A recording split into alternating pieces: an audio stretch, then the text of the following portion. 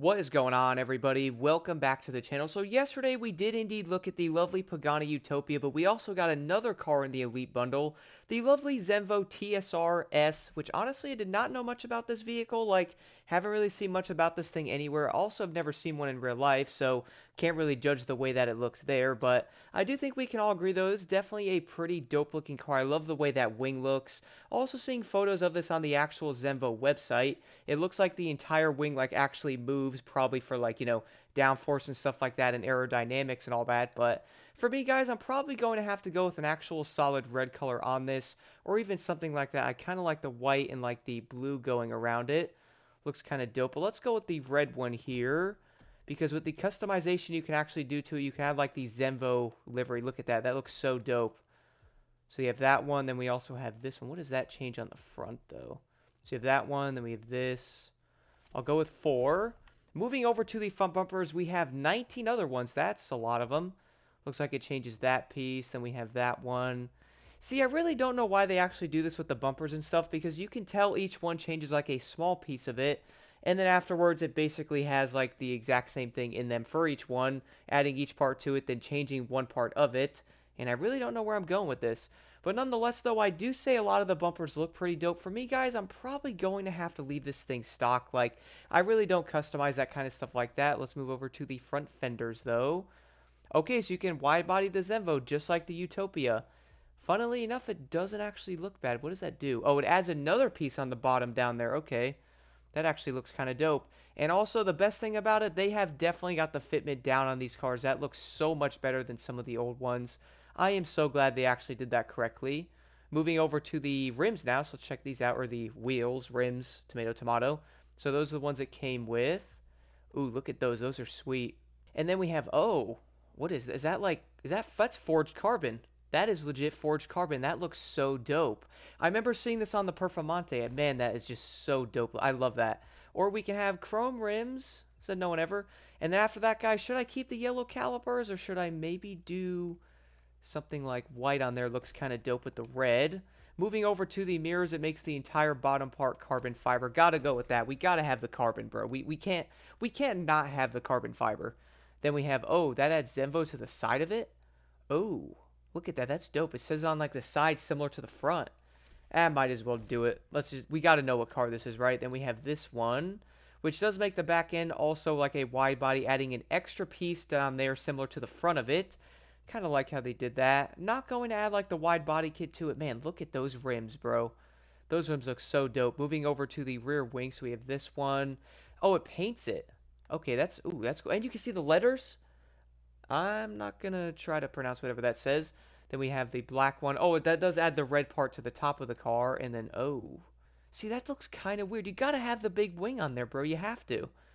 I guess I'm gonna have to go with this one because I like the way you can actually see the lettering on the side of the wing. And I went out of it. Moving over to the rear bumpers, though, guys, we have the carbon and the blacked out ones there. Actually, it just makes the taillights darker. Let's go with that one. Then we have, oh, look at the exhaust change, the dual on that. That looks crazy. Kind of like that a bit. Then we have those. Not really digging these all. Oh, okay. See, that's like the darker one. See, I like that. That looks dope. Even though I would probably prefer like the regular 2 design that's already on it. Like, I don't have to go like quadruple exhaust there. Even though I wouldn't say it doesn't look bad. But let's just go with like the darker like tail lights.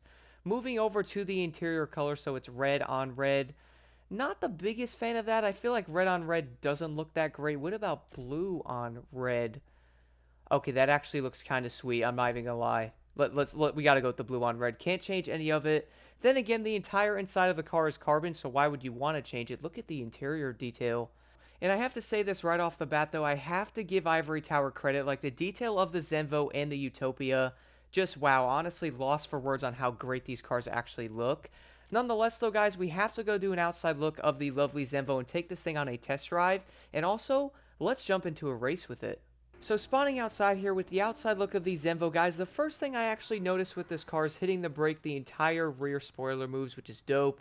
Now, I do know that's not like a new thing because other cars like the Bugattis and stuff like that do it, but I do really appreciate small piece of detail like that. Now, the other thing I really can't take my eyes off of are going to be those forged carbon rims. My goodness, they look so dang beautiful in the sunlight. Wow. Love the coloring in this game. I really can't even hate on that. Like, it looks so great out here. Looking at the interior, though, you're going to notice a lot of carbon fiber. I am unfortunately in the shade. Let me move up a bit, which did not really make that much of a difference. But I do like the interior detail of the Zenvo, like it does look great. There is going to be that screen in the middle saying Zenvo, which normally most of the cars only have like an emblem or something, so that is honestly kind of dope. Personally, I really would love something like the mini-map being in there like you do see on the right side of the screen.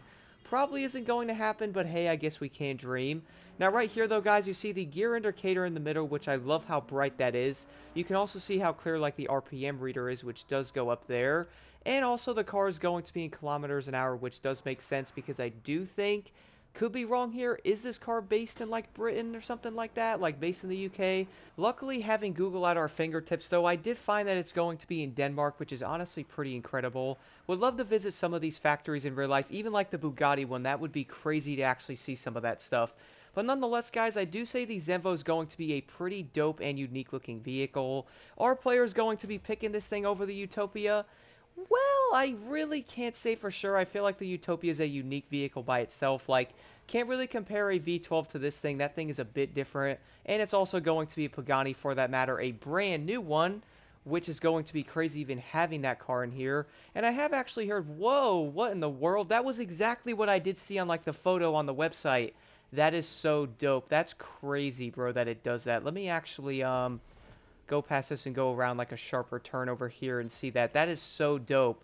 I love the attention to detail. Look at that. That's crazy, bro. That is insane. Like, okay, seriously, I have to commend the engineers real fast. The people who come up with that stuff is incredible. Like, this thing probably went through so much testing to even have that done to it. And I can only imagine how long something like that probably takes to really design and make sure that, you know, it actually is functional. Now, I do want to go over to the road here and actually do like a full top speed run on the car, before, of course, jumping into one of the main events here to see how it can do in those. Okay, there's a road here. I can test it going that way. Let's head this way. But so far, guys, I am liking this car a lot. Bro, what? Okay, you know what? We can all agree the AI are completely on something in this game. Like, what was that, bro?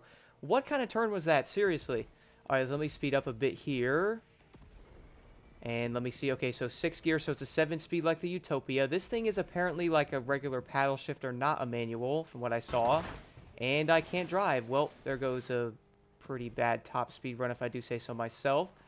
Okay, it does turn really well. I really like the way that it grips.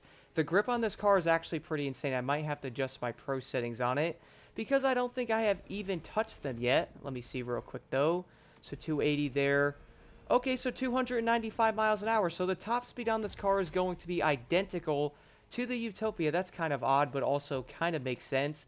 Again, guys, if you are looking for something faster, some of the Bugattis and the Lambos do over 300 miles an hour. Alright, so jumping into the race here with the Zenvo, guys, the first thing I have to mention here, this thing has a 5.8 liter V8 flat plane high revving racing engine. You can definitely tell that when driving it, because this thing sounds incredible. And on top of that, one thing I have never heard of, it has like a dog cut helical gears or something like that, which is kind of interesting. Gonna have to read more about that because I'm unsure what that even is. I do know like the straight cut gears and all that, like in the BMW GTR, or the one from Most Wanted anyway. But nonetheless, guys, driving the Zenvo right now on level 5, it isn't having any issues whatsoever accelerating.